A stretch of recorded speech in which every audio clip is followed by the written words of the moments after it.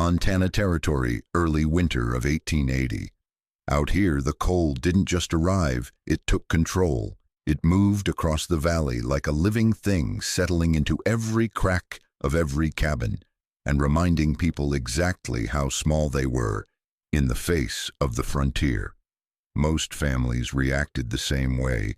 Haul in more wood, tighten the chinking pack quilts around drafty window frames.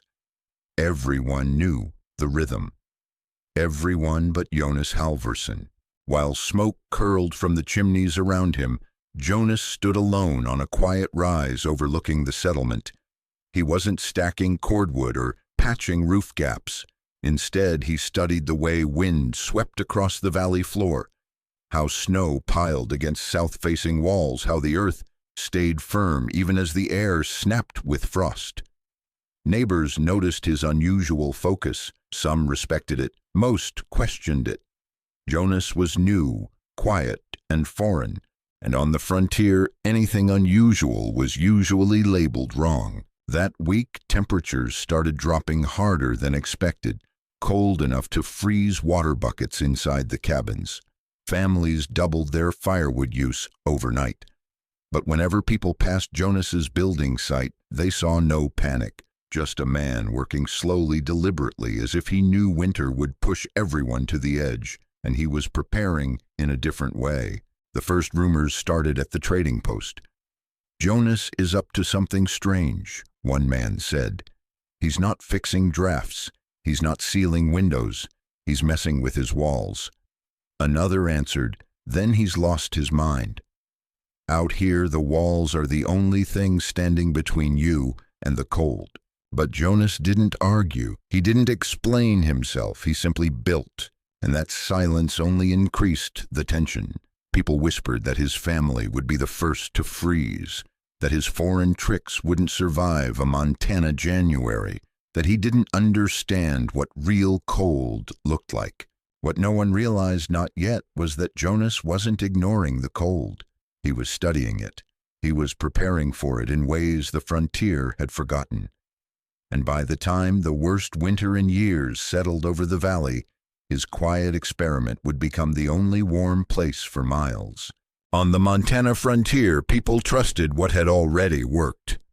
Most settlers didn't have the time, money, or energy to experiment. When winter came, you followed the same building rules.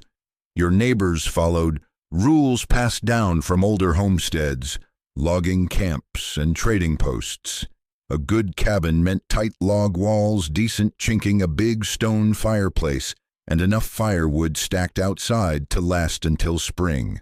That was the formula. Nobody questioned it. So when Jonas Halvorson showed up and started talking about heat loss, wind exposure, and wall behavior, the men in the settlement exchanged looks that said everything. They believed the frontier didn't reward theory. It rewarded sweat muscle and the kinds of lessons you learned the hard way, usually by nearly freezing once or twice. To them, Jonas sounded like a man who thought too much and didn't understand the land yet. At the trading post, the conversation became predictable. Someone would mention seeing Jonas measure shadows or checking the direction of wind gusts. Someone else would laugh and say, "Tell him to stop measuring and start chopping wood." Even the experienced buildersmen who had put up dozens of cabins in 3 territories dismissed his ideas instantly. The frontier, they said, didn't need new tricks. It needed sturdy walls and a hot fire. The problem was simple. Every builder assumed cold was the enemy and fire was the only real defense. They believed heat had to be created constantly or a cabin would slip into freezing temperatures within hours. They believed no wall could hold heat and no trick could fight the wind. So they chopped more wood, burned more wood, and hoped their cabins would hold together until March. Jonas listened to all of it, but he saw something different. When he looked at the cabins, he didn't see strength. He saw vulnerability. He saw thin walls fighting endless wind. He saw heat escaping faster than fires could replace it. He saw builders relying on tradition instead of understanding how heat actually moved through a structure. And while the others prepared for winter, the same way they always had Jonas prepared for it, on entirely different terms.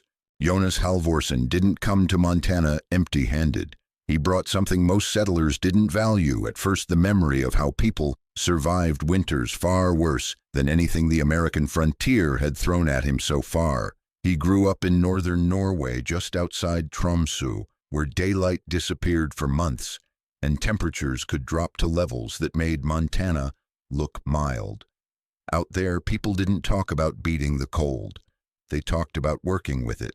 His grandfather had been a stonemason, a quiet, stubborn man who believed walls were more than boundaries. They were tools. They could store heat release, it slowly redirect wind, or shield a house from temperature swings if built the right way. Jonas spent countless nights as a boy watching him test stone, soil, turf, and timber, explaining how each material behaved when winter settled in. The lesson that stuck with Jonas the most was simple: a good wall doesn't fight the cold. It waits for the right moment to push it back. In Norway, many homes were part stone, part earth, sometimes half buried against a hill. Timber might frame a structure, but the real work was done by thick, heavy walls that absorbed the heat from small stoves and released it evenly for hours. Even as a child, Jonas noticed how these homes stayed warm long after the fire burned down to embers. But on the Montana frontier, people dismissed those ideas immediately. The land was different, the culture was different, and people didn't trust methods that didn't match what they already knew. Jonas understood that, so he kept his observations to himself until the first cold nights arrived, and he saw the same pattern. Every cabin followed a roaring fire at sunset, a freezing room before dawn. That was the moment he realized the frontier had forgotten something important, something old world builders took for granted. Heat could be stored, warmth could last, and a wall built with purpose could become a silent partner in survival. Jonas didn't want to challenge anyone. He wasn't trying to prove he was smarter. He simply believed there was a better way to use the materials they already had. And he knew the coming winter would be brutal enough to test every assumption the settlement trusted. So he went back to the lessons of his grandfather, and he started planning a wall the frontier had never seen. Jonas Halvorsen didn't start with a fancy blueprint or exotic materials. He started with what every other settler had: timber, soil, stone, and time. But instead of building a single thick wall like everyone expected, he did something that made neighbors stop in the trail and stare. He built a second wall. Not a decorative wall, not a support wall, a full continuous inner wall set 14 to 18 inches inside the timber exterior. At first glance, it looked like he was shrinking his own living space for no reason. People whispered that he was wasting lumber. One man even joked, "By spring, Jonas will be living in a hallway, not a cabin." But Jonas wasn't shrinking anything. He was creating what he quietly called a heat corridor, a sealed chamber of air and earth-packed stone that would sit between the two walls. In his mind, this chamber wasn't empty. It was the most important part of the cabin. It was where heat would be stored, slowed, and released back into the room long after the fire died down. Every day he hauled bucket after bucket of soil mixed with shale and small river stones. He packed that mix tightly between the two walls, building a continuous ring of thermal mass around the cabin. This was work most people would never bother with. It was heavy, slow, and looked pointless to anyone who didn't understand what he was building. To the rest of the settlement, the project felt almost comical. "He's trapping cold between the walls," one man laughed. "Two cold walls are colder than one warm wall." Another added drawing nods from the group. But Jonas didn't argue. He didn't stop. And he definitely didn't try to convince the doubters. He knew what they didn't. The outer wall would take the beating wind, snow-freezing temperatures. The inner wall would never face the wind directly, and the earth and stone core between them would absorb the heat from his stove throughout the day. Instead of letting heat escape through thin timber, Jonas was giving that heat a place to settle and stay. By the time he finished, the cabin looked ordinary on the outside. But inside the walls, a quiet kind of engineering was waiting for winter to arrive. Next came the real test. Jonas Halvorsen never talked about his build like it was complicated. When neighbors asked what he was doing, he usually gave a simple answer: "I'm giving the heat somewhere to live." Most people shrugged this off as strange Norwegian thinking, but the truth behind his method was surprisingly practical. Jonas understood how heat moved, how walls behaved, and how wind stripped warmth faster than any fire could replace it. The double wall system he built created three important effects that every Montana cabin lacked. First, the air gap, those 14 to 18 inches between the timber exterior and the inner wall, slowed heat loss almost immediately. Air is a poor conductor, and when it's sealed, it becomes a natural insulator. Instead of letting warmth escape straight through thin logs, Jonas forced it to pass through a slower path, buying time and stability. Second, the filled material, his mixture of river stones, packed soil, and shale, provided something the frontier rarely used: thermal mass. Unlike wood, which heats up quickly and cools down just as fast, earth and stone hold heat for hours. When Jonas ran his small stove, the inner wall and the packed core soaked up the warmth like a sponge. When the fire burned low during the night, that stored heat drifted gently back into the cabin, keeping temperatures steady without constant fuel. The third effect came from wind shielding. Traditional cabins had walls fully exposed to winter gusts sweeping down the valley. Every blast of cold air pulled heat through the logs, but Jonas's outer wall acted like a sacrificial shield, absorbing the impact while the inner wall stayed calm and untouched. Most builders never questioned this wind loss. Jonas did, and he built a solution right into his cabin. People expected a miracle or a secret ingredient. But Jonas's method wasn't magic. It was physics expressed in simple frontier materials. Heat slowed, heat stayed, heat returned. And when he combined those layers, air, earthstone, and protected timber, he created something rare on the frontier, a cabin that didn't fight winter. It partnered with it. This was the quiet brilliance the community couldn't see yet, but the coming cold would make it impossible to ignore. By late November, Jonas Halvorsen's cabin had become the most talked-about structure in the valley, and not in a flattering way. Frontier communities valued strength, toughness, and tradition. What they didn't value, at least not openly, was unfamiliar thinking. To many settlers, Jonas represented exactly that kind of threat, a newcomer with ideas that didn't match the rules everyone else lived by. Some of the criticism came from simple curiosity, but most of it came from pride. The men who had built dozens of cabins across Montana territory didn't like the idea that someone fresh off the boat from Norway might know something they didn't, especially not something about survival. Out here, experience wasn't just respected, it defined a man's worth. So when Jonas ignored their advice and built his strange double-wall system, they saw it as arrogance. At the trading post, the conversations got sharper.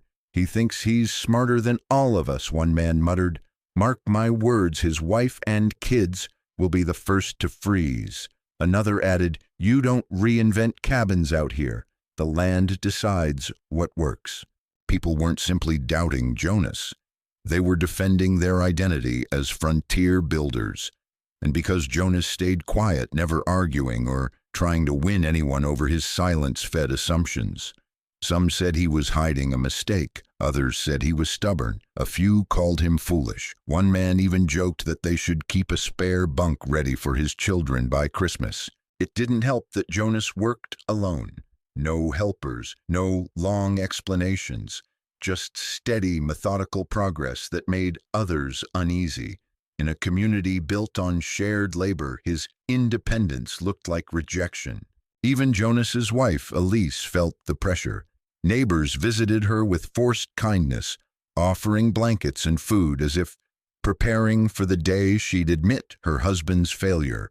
She accepted their help politely but stood by Jonas. Still at night, she asked quiet questions about the walls, about the fire, about whether his childhood memories were enough to trust with their lives. Jonas always answered the same way: I know what cold can do, and I know what walls can do. The settlement didn't believe him, not yet, but winter was about to decide which side was right. By early December, Jonas Halvorsson's cabin was finally ready, at least ready enough for a family to sleep inside.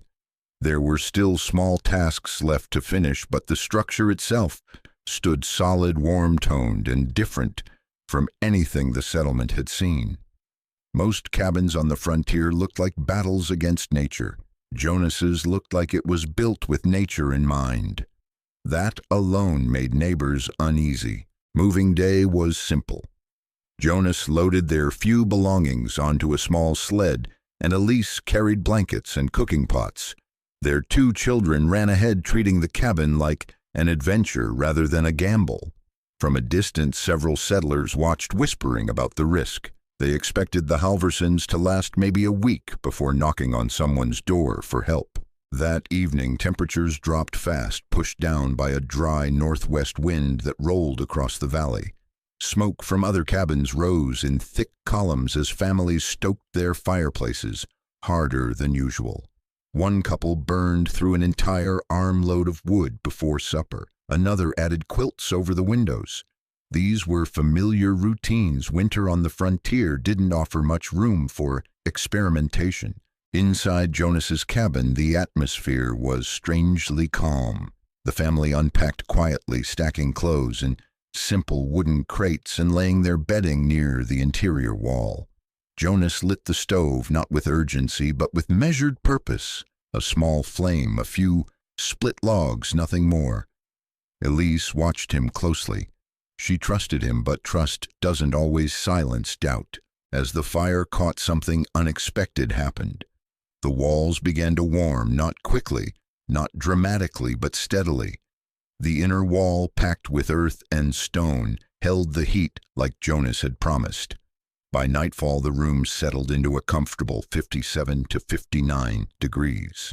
It wasn't hot, but it was warm enough for their breath to fade instead of freezing in the air. Their children curled up under blankets and fell asleep without shivering. Elise touched the wall behind her, surprised by the gentle warmth radiating from it. "The walls feel alive," she whispered.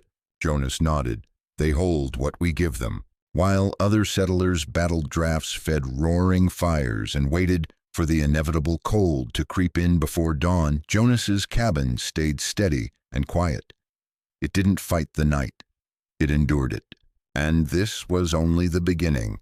The real test arrived sooner than anyone expected. By mid-December, the sky over Montana Territory shifted into a pale, hard gray that everyone recognized.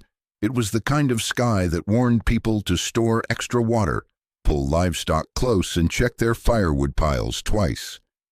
Winter was about to tighten its grip, and this time it wasn't bluffing. The temperature dropped to 0 before sunset. By midnight, it hit. Children woke up coughing from the cold air that leaked through log walls. Men rolled out of bed every 40 minutes to feed the fire, hoping to stay ahead of the drafts pushing under doors and between shakes in the roof.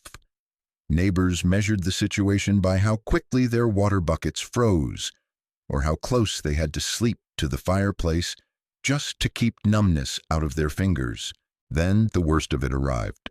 A sharp Arctic front swept down from the Bitterroot Range and froze the entire valley overnight.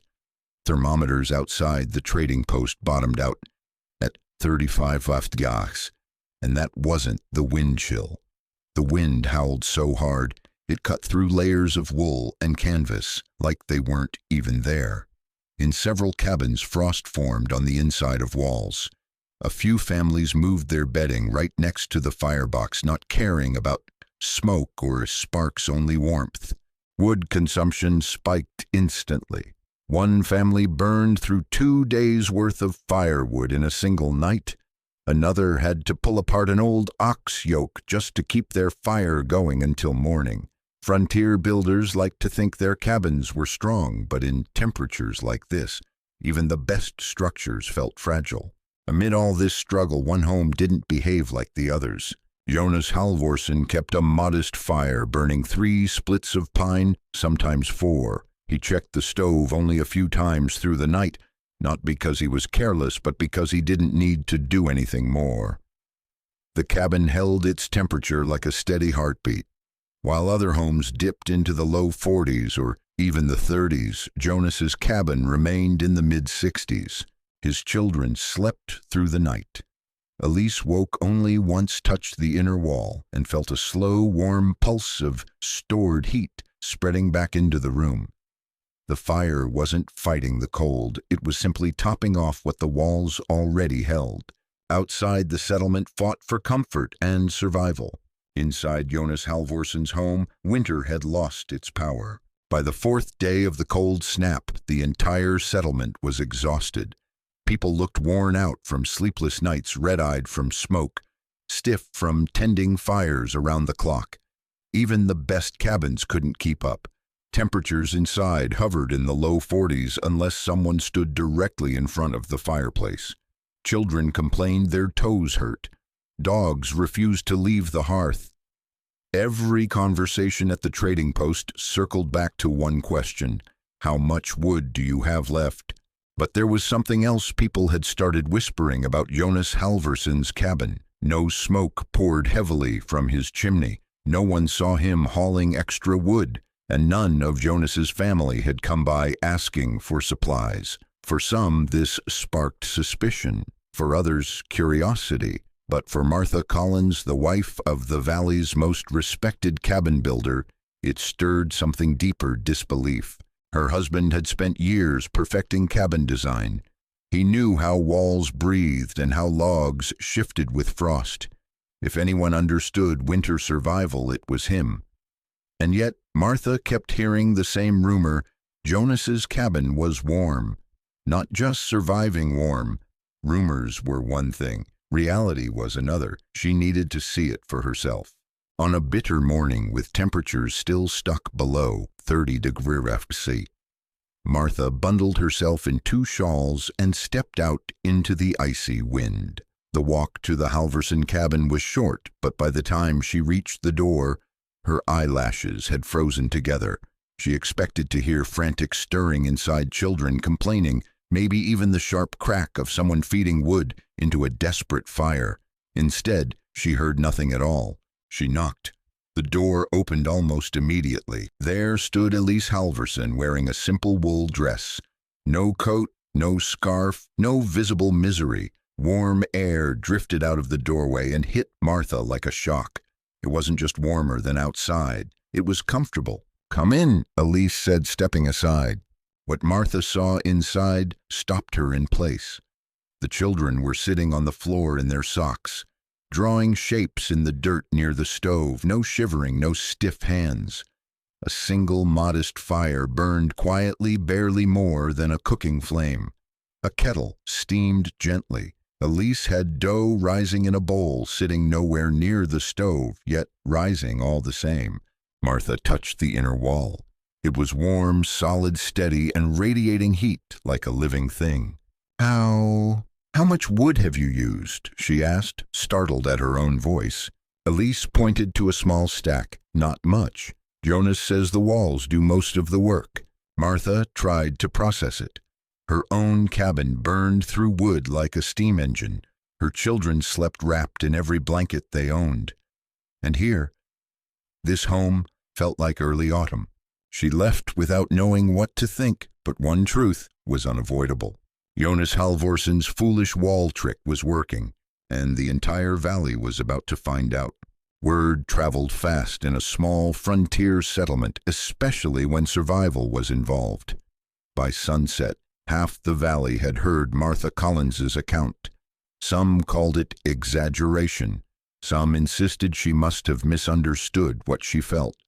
But others, especially the men who had burned through half their winter woodpile in less than a week, felt something they didn't want to admit: concern. The next morning, two of the valley's builders appeared at Jonas Halvorsson's door. They weren't angry, but they weren't friendly either. They came with the tense posture of men who needed answers but didn't want to ask for them.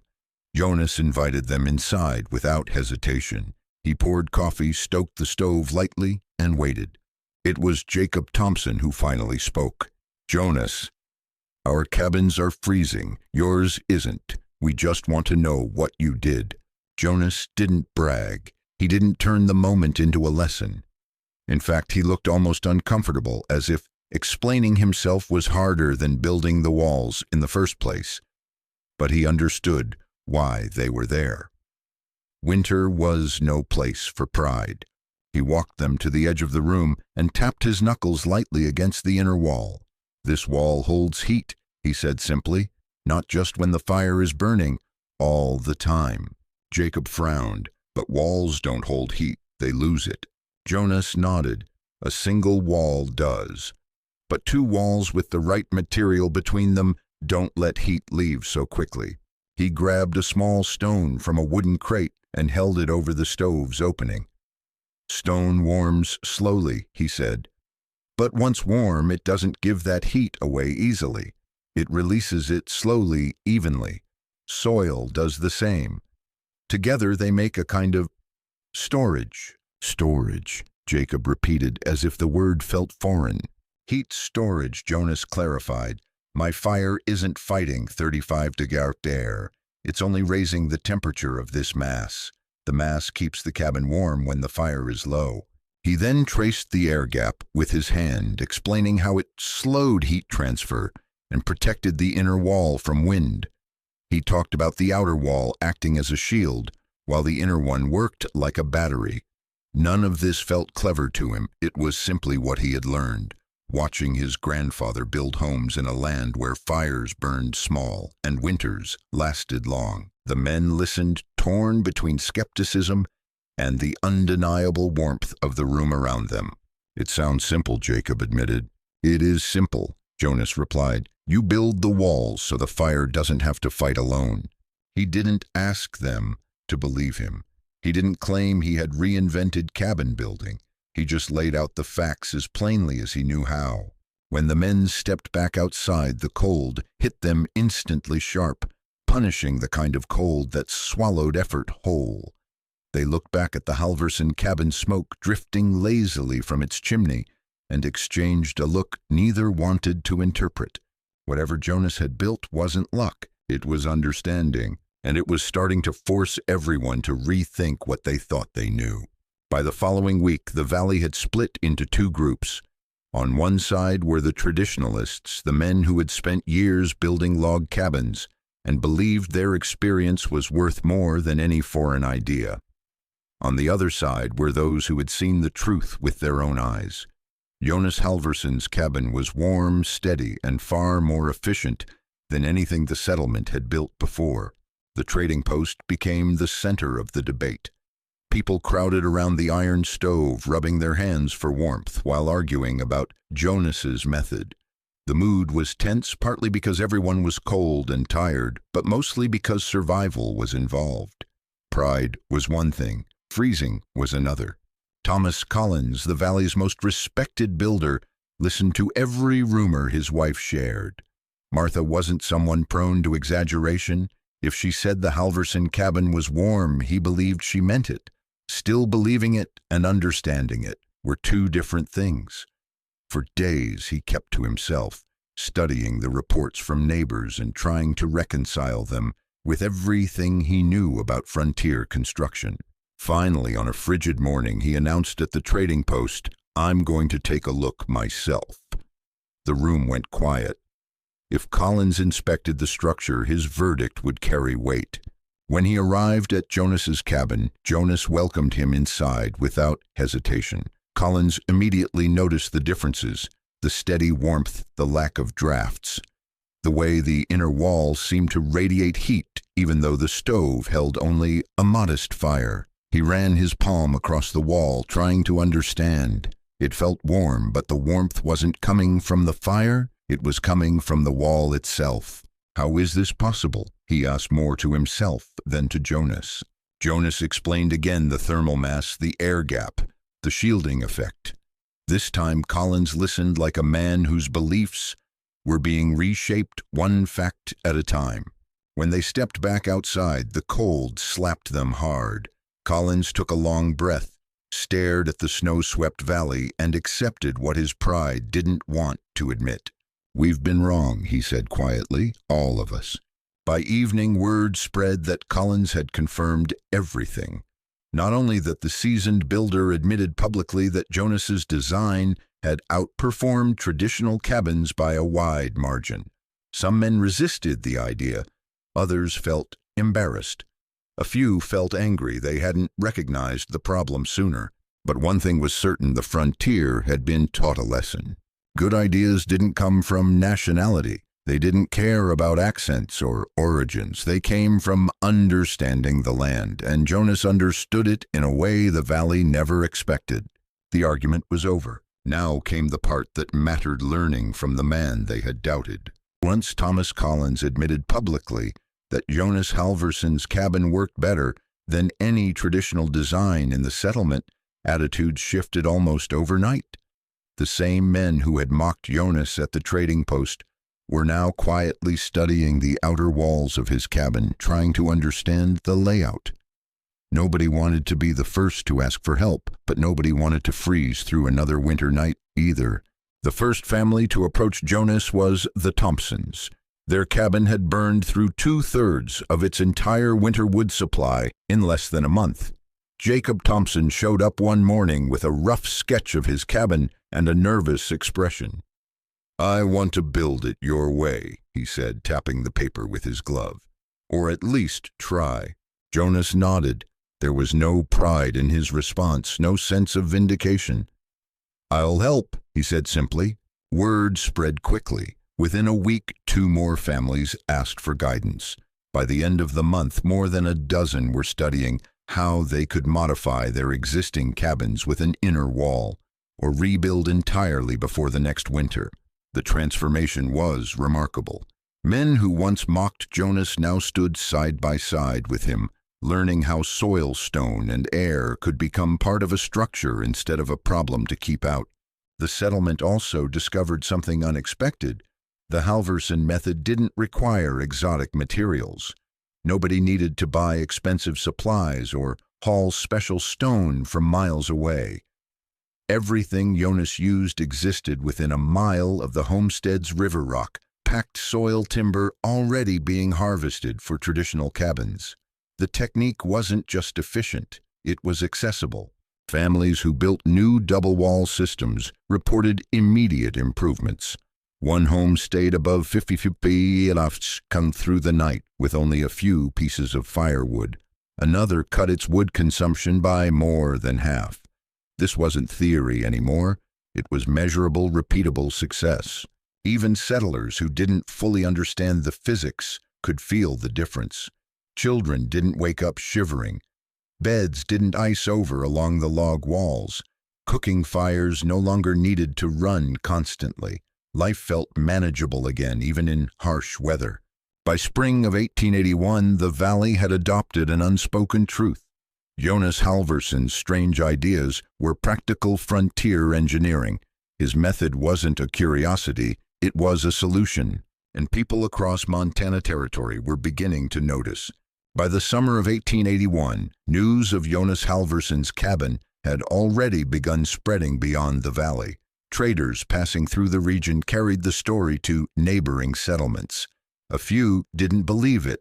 Frontier myths traveled fast, after all, but some builders were curious enough to ride out and see the structure for themselves. What they found wasn't some miracle invention or strange Scandinavian magic. It was a simple, practical design that worked because it respected the forces of nature instead of fighting them. When the first cold nights returned in early autumn, the value of Jonas's method became undeniable. Cabins built or modified using the double-wall system stayed warm with far less wood. Families who had spent previous winters shivering through the night now slept with only a small fire burning in the stove. Even livestock barns rebuilt with Halvorsen-style earth-packed walls maintained stable temperatures that saved animals from frostbite. By 1882, the design had spread across multiple counties.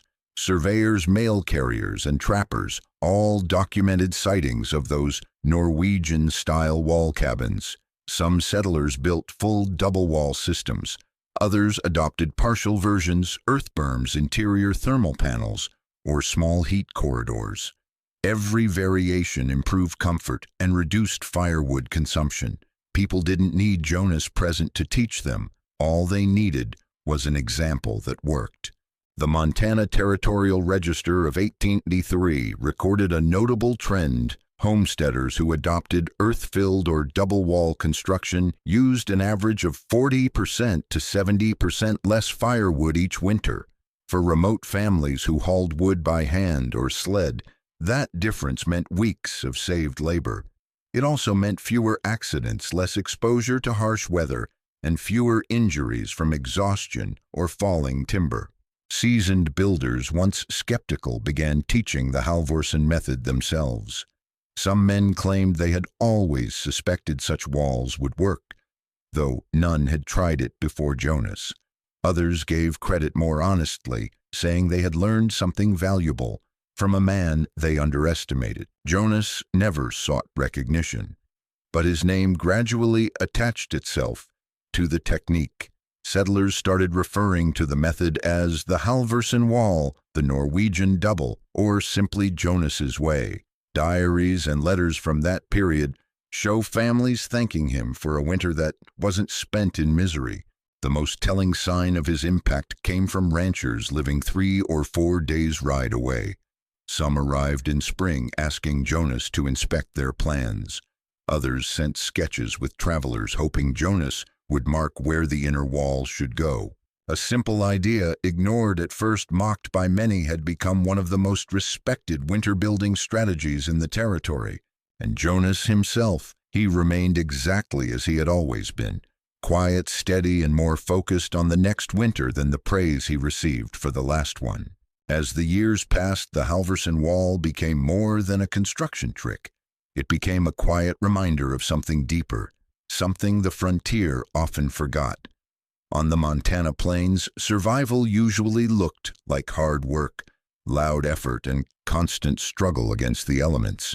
But Jonas Halvorsen showed people another truth. Sometimes the land responds better to understanding than force. Neighbors who once dismissed him began admitting privately that his idea had changed not only their cabins, but their thinking.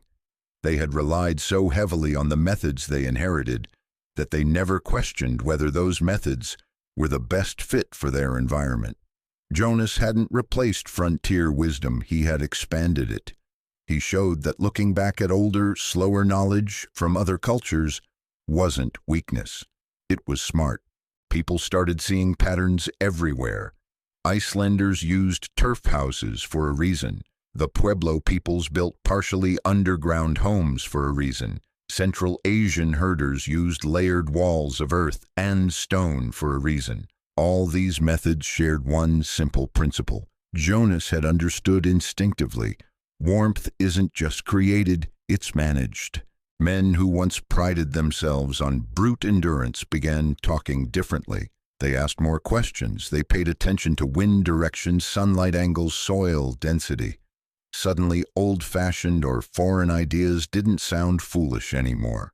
They sounded practical, especially when the cost of ignoring them was waking up to a frozen water bucket inside your own home. Even the proudest builders admitted something quietly profound. They had mistaken familiarity for truth.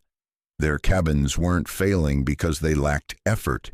They were failing because nobody had ever challenged the assumption that a wall's only job was to block the cold. Jonas had given that wall a second job: store warmth, and it changed everything. Jonas himself rarely spoke about the philosophy behind his work. He didn't claim to be a teacher or a reformer, but when asked why he built the way he did, he offered a simple idea that people never forgot. The world is older than we are. Someone somewhere has already faced what we face. If we listen, we don't have to learn every lesson the hard way. It was a humbling thought for a community built on independence, but it rang true. Frontier life had always rewarded strength, but Jonas's method reminded people that wisdom, especially the kind carried across continents and generations, could be just as powerful.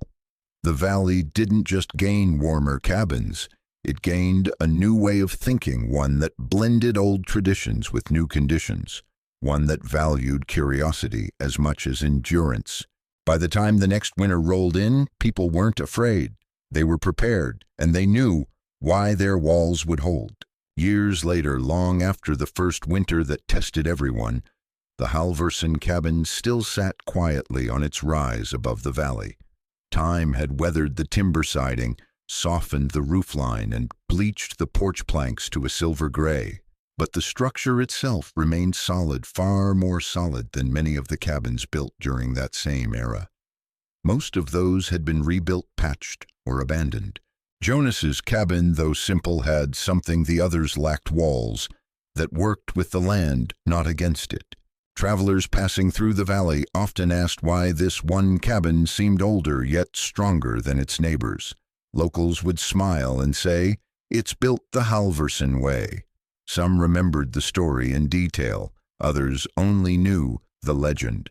But nearly everyone understood the cabin represented a turning point in how the community thought about survival. When Jonas passed on, his children maintained the home for decades. They added small improvements, reinforced beams, a better roof pitch, a stronger door, but they never touched the walls. Those walls were sacred. They represented the moment when the valley realized that knowledge from faraway places wasn't a threat. It was a gift. In the early 1900s, a team of regional surveyors visited the settlement to document older structures. They stepped inside Jonas's cabin on a cold autumn day and immediately felt the difference. The interior held warmth even without a fire burning. The walls still radiated a slow, steady heat drawn from the afternoon sun. The surveyors made notes, puzzled by the unusual construction. One called it primitive sophistication. Another simply wrote, "A house that understands winter." Decades later, the cabin became a quiet symbol of something deeper than architecture. It stood for humility, the willingness to learn from others, even when their methods seemed strange at first. It showed that survival wasn't just about muscle or determination.